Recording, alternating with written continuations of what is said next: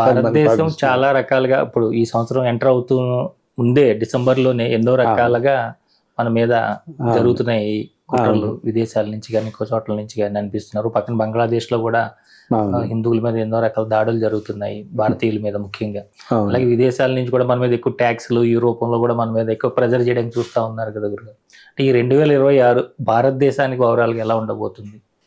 మనం ఇంతకుముందు ఒకసారి ప్రోగ్రామ్స్లో కూడా మనం చెప్పుకున్నాం కదా, ఏమిటి 2022 నుంచి 2028 దాకా కూడా అంత కాల సమయంగా ఉండటం లేదనేది, ఇది అన్ని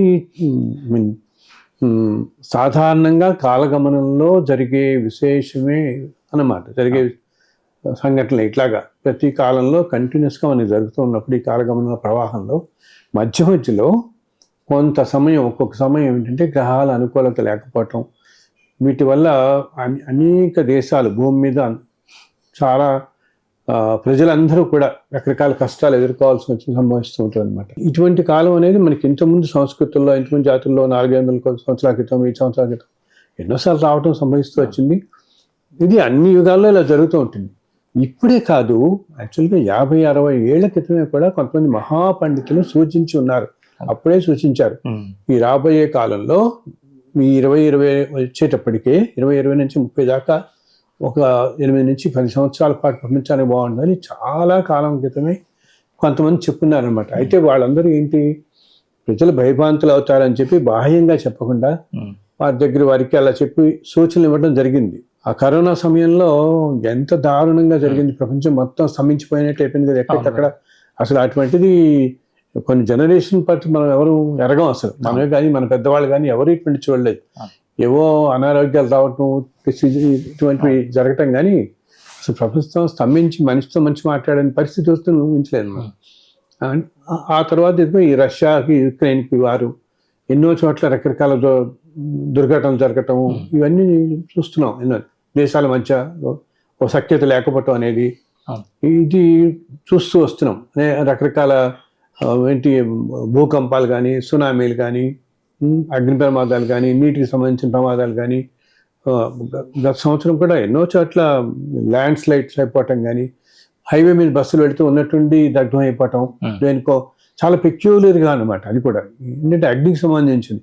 అది వెళ్ళి ఆ డివైడర్ తగిలి ఆ డీజిల్ ట్యాంక్ వెళ్ళి మొన్న చూసాం కదా మనం, బెంగళూరు కర్ణాటక బస్సు పెట్టి ఇంకా వరుసగా జరుగుతూనే ఉన్నాయి. అటువంటివన్నీ చాలా జరుగుతూనే ఉన్నాయి, మనం చూస్తూ వస్తున్నాం. సో ఇది ఏంటంటే 2028 దాకా సాధారణంగా పరిస్థితి ఇలా ఉంటుంది. దాంట్లో ఇప్పుడు మనం కొంచెం 25-26 కదా ఈ మధ్యకాలంలో ఉన్నాం కాబట్టి ఇంకొంచెం జాగ్రత్తగా ఉంటే మంచిది. నేను అందరికీ ఇది చెప్తాను, టైం బాగాలేనప్పుడు భగవంతుడు మనకి కొన్ని సూచనలు ఇస్తాడు. దాని ప్రకారం మనం కనుక అవన్నీ నడుచుకుంటూ ఉంటే మనం ఇబ్బంది పడకుండా ఉంటాం, సుఖంగా ఈ టైం దాటగలుగుతాం అనమాట. అలాగా దీని జనరల్గా మనం మాట్లాడాలంటే ఈ 2026లో కూడా అసలు చెప్పాలంటే 2026ని చిన్న వర్డ్లో చెప్పాలంటే it is going to be here of wars అనమాట. అంటే యుద్ధాలే. ఇంకా పాతకాలంలో రాజులు ఎలా ఉండేవాళ్ళు, ఒక్కొక్క రాజ్యాన్ని ఆక్రమించుకోవటం పాఠం, రాజాకాంక్ష అనేవాళ్ళు, విపరీతమైన ఆకాంక్షతో ఇంకా ఇంకా ఇంకా అధికారం కావాలనుకుంటూ అని మనం పాత రోజుల్లో చదివేవాళ్ళం కదా ఈ కాలంలో. అటువంటిది జరగబోయే సంవత్సరం, ఈ సంవత్సరం అంతా అంతే. ఏంటి, ఒక దేశం ఇంకో దేశం ఆక్రమించుకుందాం, ఇంకా ఆక్రమించుకోవాలి, ఇది కలిపేసుకోవాలని. ఇది పాత రోజుల్లో ఏంటంటే అప్పుడు వ్యవస్థలన్నీ రాజులు అలా ఉండేవి. ఇప్పుడు మనకి ప్రైమ్ మినిస్టర్లు, ప్రెసిడెంట్లు ఈ కాలం వేరు, ఈ కాలం తగ్గట్టుగా పదవులు కానీ ఇవన్నీ ఈ విధంగా ఉంటున్నాయి కదా. సో ఈ కాలంలో కూడా వాళ్ళలో ఏంటి, కాల ప్రభావం చేత, ఇప్పుడున్న పరిస్థితుల ప్రభావం చేత ఎవరైతే ఉన్నతమైన పొజిషన్స్లో, స్థానాల్లో ఉన్నారో ఈ దేశాల్లో, వాళ్ళందరికీ ఇదే పుడుతున్న ఆలోచన.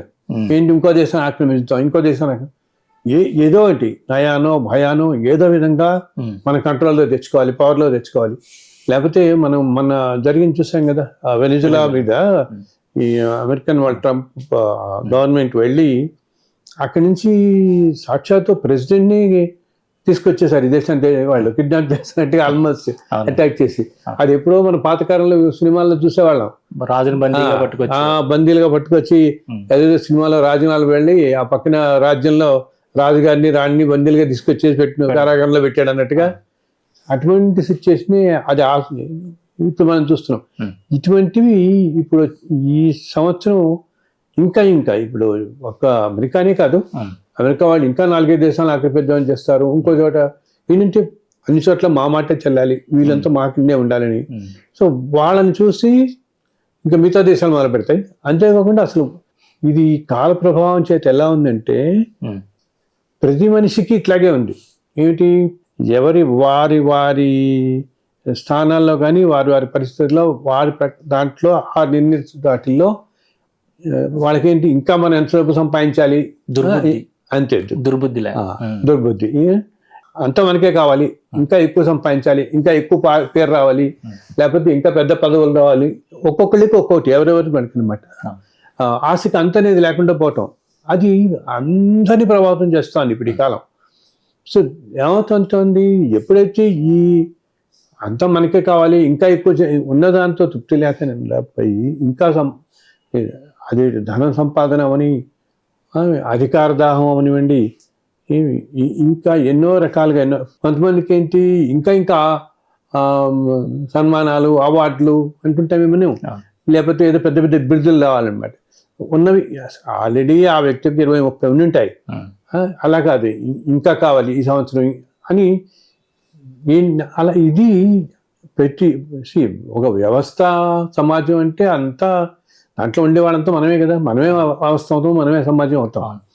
ఈ కాల పురుషుడు అందరిలోనూ ప్రవేశించి ప్రతి మనిషిలోనూ ఈ విధంగా ప్రేరేపిస్తున్నాడు. వాళ్ళ మనస్సుల్ని ఏంటంటే ఆలోచనలు అన్నిటినీ కూడా విపరీతమైన దురాశ, వ్యామోహం, ఏమాత్రం ధర్మం లేకుండా పనులు చేయటం, అధర్మం, ఎన్ని రకాలుగా ధార్మికం అనేది లేకుండా ఇదేంటి కలిపురుషుడి ప్రభావం అన్నమాట. ఆ కలిపురుషుడు వీళ్ళలో ప్రవేశించి ఈ విధంగా ప్రేరేపించటం వల్ల అన్నిటి మీద సర్వం మనకే కావాలి, సర్వింటి మనం ఆధిపత్యం సంపాదించాలి అని పెరిగిపోతుంది. ఇది ఇప్పుడే చూస్తూనే కాకుండా ఇంకా 4-5 దేశాలు 4-5 చోట్ల చూడబోతున్నాం. అండ్ ఎప్పుడైతే మనం ఇది ఇలా అవుతుందో దీనివల్ల జన నష్టం జరుగుతుంది బోల్డంతా కదా. ఎంతోమంది చాలా ఎంతో విధంగా హింసింపబడతారు. మామూలు సామాన్య ప్రజలంతా హింసింపబడతారు, ఎన్నో రకాల బాధలు లోనవుతారు. అండ్ చెప్పాను ఇప్పుడు ఏంటి 500% ట్యాక్స్ వేస్తారని నేను చెప్పటం, అసలు ఇవన్నీ మనం కనీ విని అడిగనమాట. అంటే ఎక్కడ మనుషుల్లో ఎంతగా ఉందంటే ఇప్పుడు గ్రహాల ప్రభావం అనేది, ఈ వాళ్ళ ఆలోచన విధానం అనేది విపరీతమైన పోగడలకు పోతుంది. ఒక్కొక్క చోట ప్రతి మనిషిలోనూ జరుగుతుంది. ఈ పదవుల్లో ఉన్న వాళ్ళ దగ్గర జరిగితే ఏంటంటే ఇంకా ఎక్కువ మంది ఎఫెక్ట్ అవుతారు. అది ఏంటంటే కాలం ఎలా ఉంది కాబట్టి అన్ని చోట్ల దానివల్ల ఎఫెక్ట్ అవుతున్నారు. సో అసలు ఇంతంత సుంకాలు వేయటం అనేది ఎప్పుడో కనీ విని ఎరగండి. అది కూడా ఈరోజు 150 అంటాం, 200, 300 అంటాం, తర్వాత 500 అంటాం. అసలు అది మనకి ఏంటంటే మనం చూస్తున్నాం ఏంటి, మామూలుగా పేపర్లో చూసి అయ్యో ఇదేంటి ఆశ్చర్యంగా అనిపిస్తుంది. కానీ నిజంగా దాన్ని ఎఫెక్ట్ అవుతున్న బిజినెస్ వాళ్ళు నా దగ్గరికి చెప్తుంటే అనమాట, పెద్ద పెద్ద షిప్పింగ్ కంటైనర్స్ ఎక్కడికక్కడ ఆగిపోతున్నాయి పోర్ట్స్ లో. ఇంత ఒక్కొక్కసారి రోజుల్లో ఇంత పెరిగిపోతుంది అనుకో, వీటి మీద ఇంత పడుతుంది కదా, ట్యాక్స్ పడుతుంది కదా. ఎన్నో కంటైనర్స్ ఆగిపోయి బిజినెస్ ఎంతో దెబ్బతింటోంది. అసలు దేశాల మధ్య పాలసీస్ ఉంటాయి, ఫారెన్ పాలసీ కానీ ఒక విదేశాంగ విధానాలు కానీ అది ఎలా తీసుకోవాలనేది కూడా వీళ్ళకి అర్థం కావట్లేదు. ఈ రోజు ఒకలా ఉంటే రెండో రోజు ఇంకోలా ప్రవర్తిస్తున్నారు అప్పుడు. అండ్ బయటకు చెప్పేదోటి, లోపల వాళ్ళ ఆలోచనలు ఒకటి. ఏంటి, ఈ కాల ప్రభావం చేత ఇది విపరీతంగా మనం చూస్తున్నాం. ఇప్పుడు ఈ సంవత్సరం అంతా కూడా ఇలాగే ఉండబోతుంది. 26 అంతా కూడా ఇంకా అనేక చోట్ల, ఇప్పుడు మనం కొన్ని చోట్ల చూస్తాం ఈ మధ్య కాలంలో, ఇంకా అనేక చోట్ల ఇటువంటి పరిస్థితులే ఉండబోతాయి. దీనికి తోడు ఎప్పుడైతే ఏంటి, ఒకవేళ ఒక ధర్మం అనేది లేకుండా మనుషుల్లో ఇంత దురాలోచన విపరీతం ఇదవుతుంటే దానివల్ల ప్రకృతిలో కూడా సమతుల్యత దెబ్బతింటుంది. అది ప్రకృతి మీద కూడా పడుతుంది పూర్తిగా. ప్రకృతి మీద పడటంతో ఏమవుతుంది, ముఖ్యంగా ప్రతి సంవత్సరం నేను చెప్తున్నట్టే ఈ సంవత్సరం అందరూ కూడా అగ్నితోటి, నీటితోటి, ఈ 2 తత్వాలతో చాలా జాగ్రత్తగా ఉండాలి అందరూ కూడా.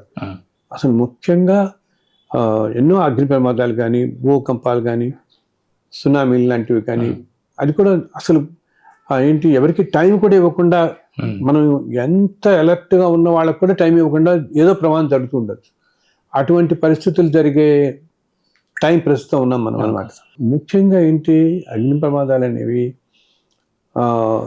శనివారం, ఆదివారం, మంగళవారం ఈ 3 రోజుల్లో అందరూ ప్రతి ఒక్కళ్ళు చాలా జాగ్రత్తగా ఉంటే మంచిది. అది దాంట్లోనూ కూడా ఈ 3 రోజులు ప్లస్ ఎప్పుడు కూడా రాత్రి సాయంత్రం వేళ నుంచి సాయంత్రం సూర్యాస్తమయం అయిన 6 గంటల నుంచి తర్వాత ఉదయం 8 గంటల దాకా ఈ సమయంలో ఇటువంటి అగ్ని ప్రమాదాలు జరగడానికి ఎక్కువ స్కోప్ ఉంటుంది, ఆస్కారం ఎక్కువ ఉందన్నమాట.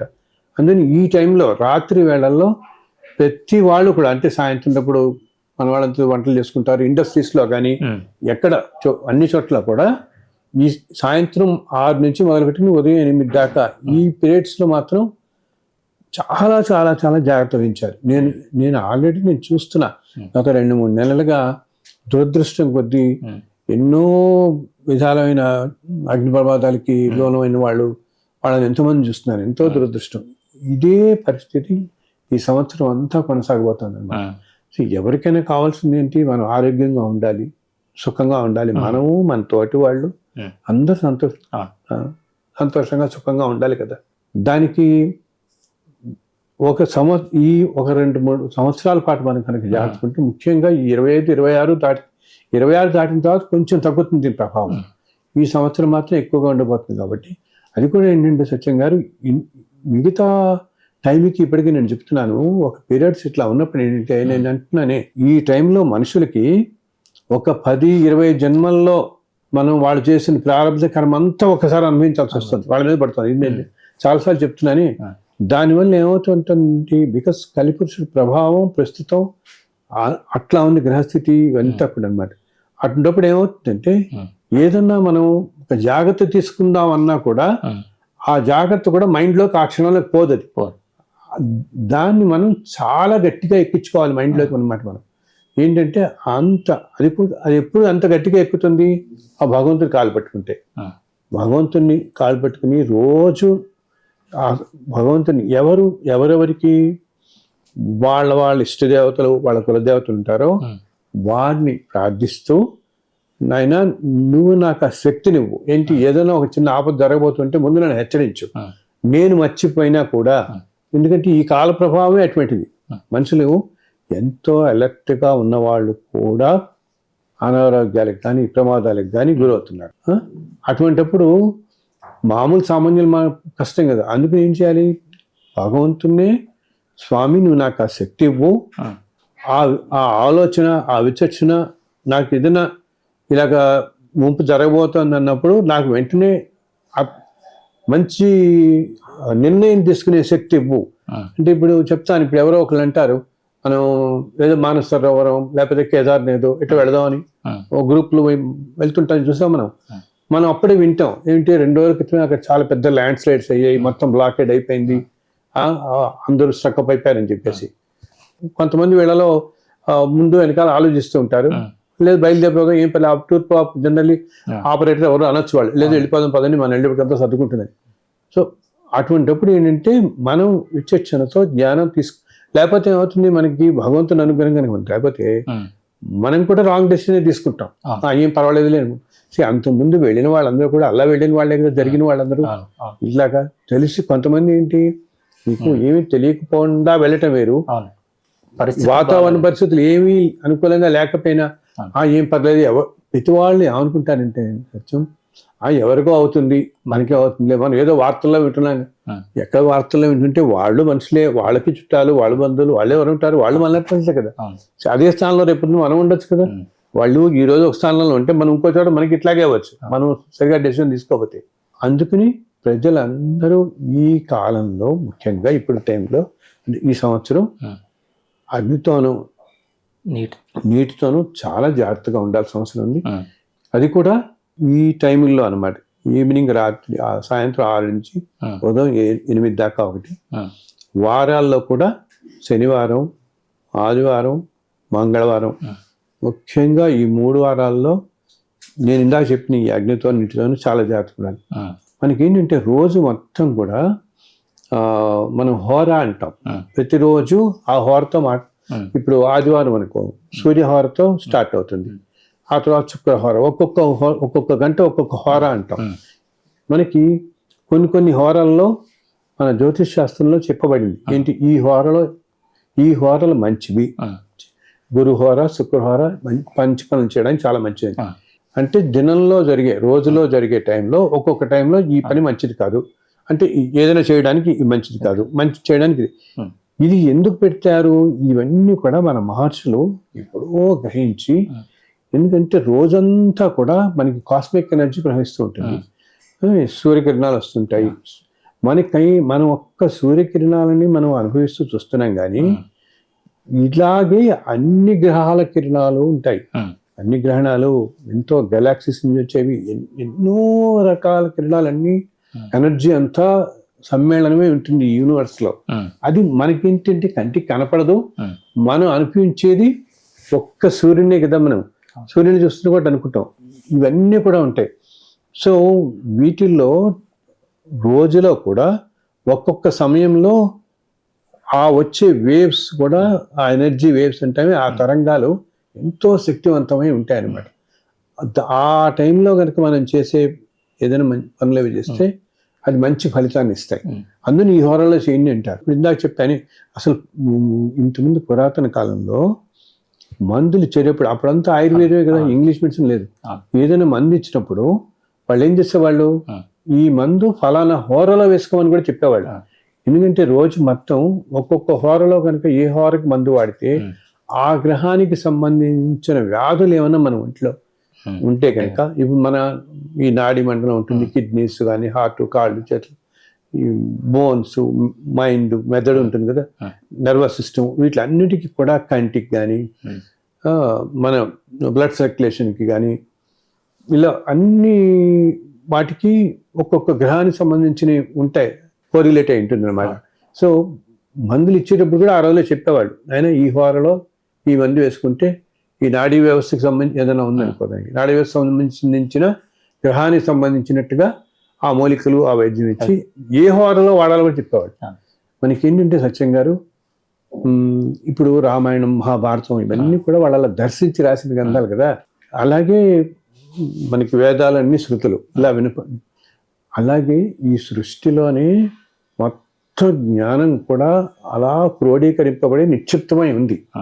ఎప్పుడైతే మనం ఒక సమాధి స్థితిలో కూర్చుని ఉంటామో ఆ జ్ఞానం మొత్తం అలా ప్రవాహంలో వస్తుంది మనకి, చక్కగా మొత్తం వినిపిస్తుంది అనమాట, కనిపిస్తుంది, వినిపిస్తుంది కూడా. వాటిని మహర్షులు మనకి చక్కగా ఇన్ని రూపాల్లో తీసుకొచ్చి ఇచ్చారు మనకి వీటిని. అతి తేలిక భాషలో గొప్ప గొప్ప ప్రవచనకారులు, ఎంతో చదువుకున్న వాళ్ళు, ఏమంటాం వేద పఠనం చేసిన వాళ్ళు, మహనీయులంతా, ఈ వేదవేత్తలు అందరూ కూడా వాళ్ళు లోకానికి అందిస్తున్నారు. దాంట్లోంచి తేలిక భాషలో ప్రజలందరికీ, సామాన్యులందరికీ అర్థమయ్యేలాగా.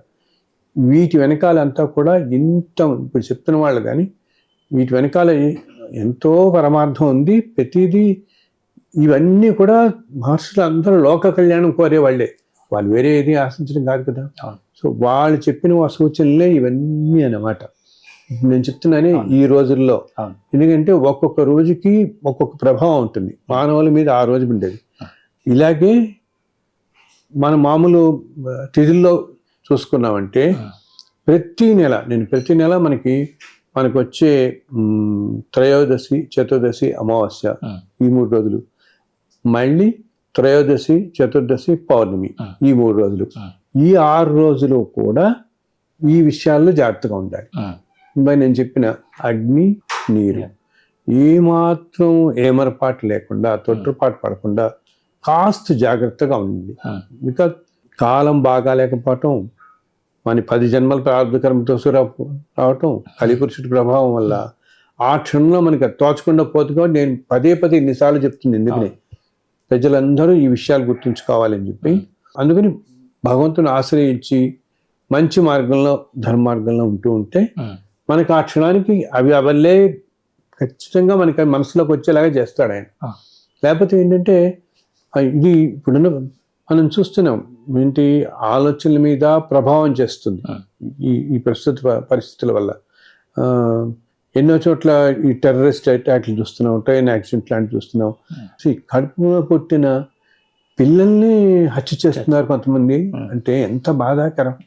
అంటే అసలు మనసు మీద ఎంత ప్రభావం చూపిస్తోంది దుష్ప్రభావం ఇప్పుడున్న పరిస్థితి. అంతే కదా, ఇప్పుడు కన్న తల్లి పిల్లాన్ని తీసుకుని నీళ్ళ విసిరేసిందని ఎన్ని రకాలు వింటున్నాం సత్యం గారు. అసలు ఊహించరాని, మనం అంటే తలుచుకుంటేనే భయం వేస్తుంది మనకి, బాధ, ఎంతో బాధ అనిపిస్తుంది. అంటే ప్రజల యొక్క మానసిక స్థితులన్నిటినీ కూడా ఎంతో ప్రభావం చేస్తున్న కాలంలో ఉన్నాం ప్రస్తుతం మనం. ఇది ఒక 3-4 సంవత్సరాలు ఇట్లా ఉండబోతుంది. దాంట్లోనూ 27-28 తర్వాత తగ్గుతుంది. 28 తర్వాత తగ్గి మళ్ళీ 30 వచ్చేటప్పటికి మళ్ళీ ఇంకా ప్రపంచంలో భారతదేశం చాలా ఉన్నతమైన స్థానానికి వస్తుంది.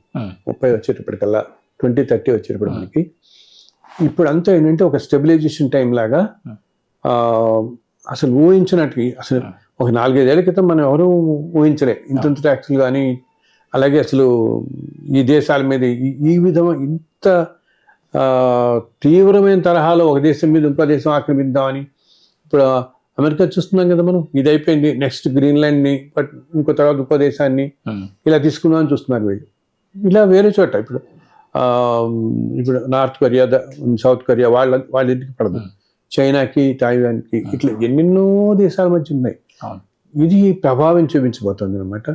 అండ్ దురదృష్టది మన పొరుగు దేశాలైనా ప్రతి వాళ్ళకి ఏంటి, ఎప్పుడు మనం సంతోషంగా ఉండాలి అంటే మన పొరుగు వాళ్ళు సంతోషంగా ఉంటేనే మనం సంతోషంగా ఉంటాం ముఖ్యంగా.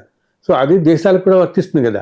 సో మనకి ఇటు రెండు పక్కన ఎలా ఉందో మనం చూస్తున్నాం. ఇటు పక్కన ఉన్న పాకిస్తాన్ కానీ, ఇటు పక్కన ఉన్న బంగ్లాదేశ్లో కానీ విపరీతమైన పరిణామాలు. అండ్ పాపం చాలా మంది, ఎంతో మంది మహనీయులు, మహానుభావులు సైతం నాతో ఫోన్ చేసి అడుగుతున్నారు, ఏంటి అసలు ఇంత రాక్షస కాండ జరుగుతోంది ఏంటి బంగ్లాదేశ్లో హిందువుల మీద, ఎలాగా ఇదని. ఏంటంటే నైనా ఇదంతా కాలం అన్నమాట, కాల ప్రభావం. ఎవరికి వారు వాళ్ళ ఏమంటాం, వాళ్ళకున్న వాళ్ళ వీలుని బట్టి, వాళ్ళ శక్తిని బట్టి పూజలు, యజ్ఞాలు, యాగాలు, భగవంతుని స్మరించడం ఏ రకరకాల రూపాల్లో చేస్తూ ఉంటే అప్పుడు కాస్త ఈ గ్రహాలన్నీ శాంతించి కొంచెం ఉపశమనం కలుగుతుంది. లేకపోతే ఏంటంటే ఇది చాలా దారుణంగా ఏంటంటే ధర్మం అనేది పూర్తిగా నశించిపోయి, ముఖ్యంగా బంగ్లాదేశ్లో అయితే అసలు దారుణంగా జరుగుతుంది. పాకిస్తాన్లో కూడా జరుగుతున్నాయి, ఎన్నో చోట్ల ఇలా జరుగుతుంది. హిందువుల మీద జరగటం ఒకటి, అసలు పూర్తిగా ధర్మాన్ని వినాశానికి దారి తీసుకునేగా వీళ్ళు ప్రవర్తించడం అందరూ కూడా చాలా అసలు విశృంఖలంగా ఉండటం, ఎక్కడ కూడా ఒక పద్ధతి అనేది లేకపోవటం మనుషులకి, ఇవి చేస్తున్న వాళ్ళందరికీ కూడా. దానివల్ల ఎంతోమందికి ఇది బాధ కలిగిస్తుంది, చాలా చాలా బాధ కలిగిస్తుంది అన్నమాట. ఇవి తగ్గడం కోసం ప్రతి వాళ్ళు మన ప్రయత్నంగా ప్రతి మనిషి కూడా మనందరం కూడా చేయాల్సింది నిత్యం భగవంతుని ప్రార్థించడం, 4 మంచి పనులు చేస్తూ ఉండటం, తోటి వాళ్ళకి సహాయపడుతూ ఉండటం,